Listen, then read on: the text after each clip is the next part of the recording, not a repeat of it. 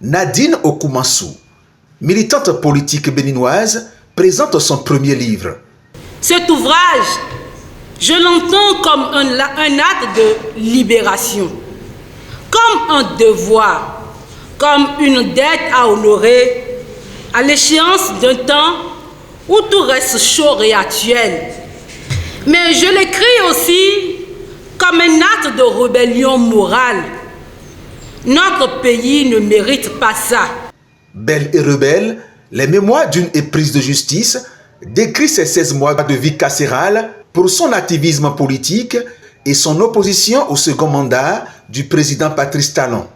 Interpellé le 7 avril 2021, mon calvaire commence avec ma garde à vue à la brigade criminelle où, jeté dans une cellule dépourvue de toute hygiène, où règne une chaleur suffocante, les autres gardés à vue et moi devrions faire, sans alternative, tous nos besoins liquides, solides, prendre un bain, dormir et manger.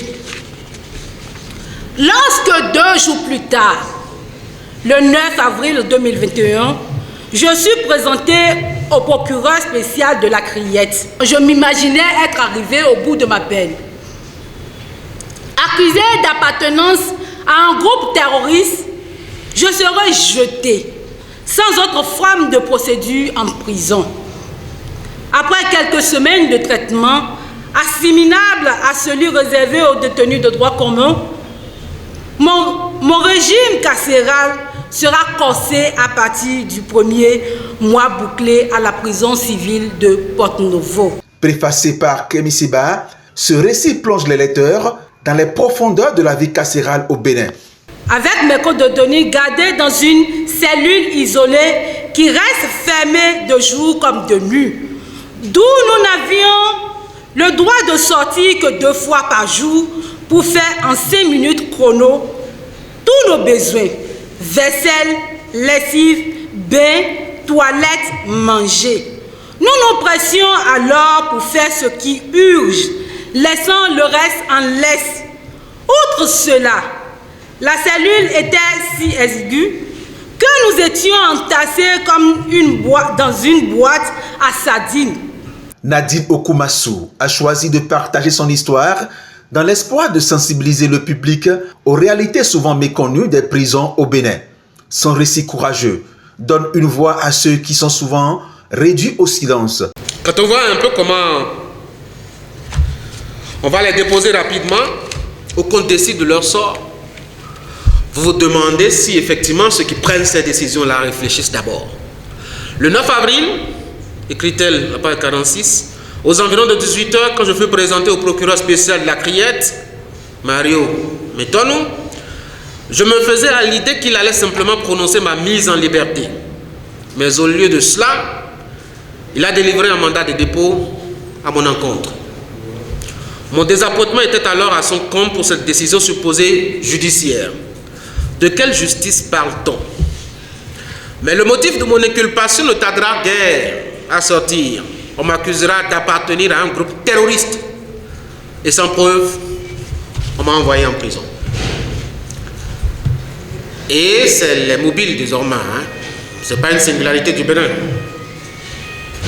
Pour peu que vous savez chanter, non pas en harmonie avec la musique du président en place, tout de suite vous êtes un terroriste. Évidemment, c'est vrai, vous êtes un terroriste parce que vous empêchez le prince de dormir.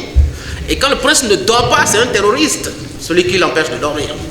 L'événement a également été l'occasion pour d'autres anciens détenus de partager leurs expériences.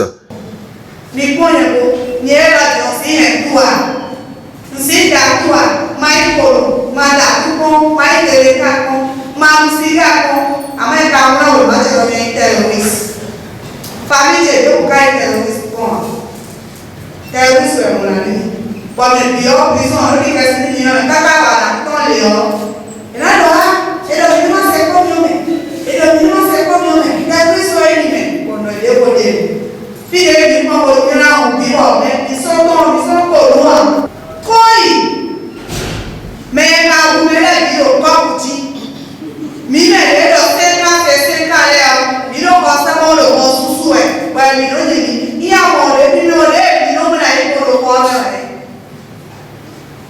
Nieton, il comprendre Nieton. Donc, si vous voyez, bon, attendez que le président, pour vous grandir, bon, il y en a tout qui sera, il y a tout le temps, il y a tout le il y a une politique, il y a tout. Mais à si tu es tombé, bien, mais tout le temps, mais ouais, il est vers nous.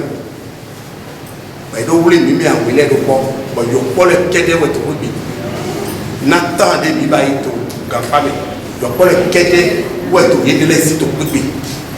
Mais ouais, tu es même pas 15 ans. Belle et rebelle de Nadine Okumasu représente bien plus qu'un simple récit autobiographique. C'est un appel à l'action pour un changement significatif dans le traitement des détenus et le respect des droits fondamentaux au Bénin. En partageant son histoire, Nadine Okumasu ouvre la voie à une conversation essentielle sur la justice et la dignité pour tous les citoyens, même derrière les barreaux.